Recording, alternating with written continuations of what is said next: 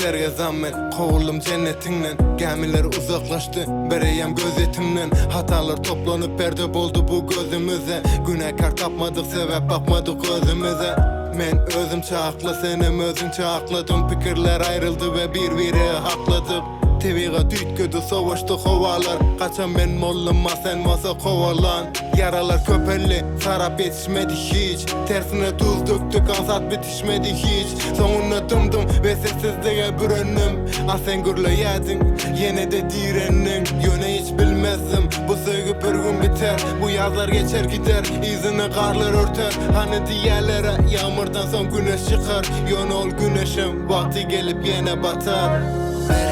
Yine de şansım olsa terk etmen asla Gitmezdim asla Yok tezeden ellerin elme aldım Men yarım olsam yanımda kalsam Yar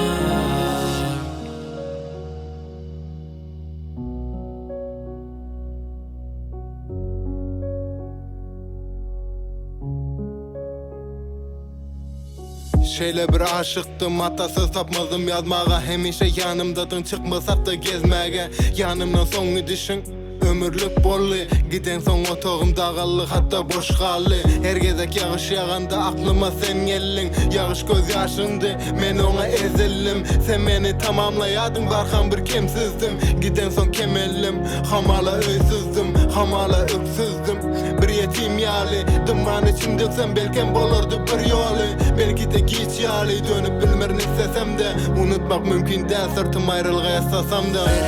Yine de şansım olsa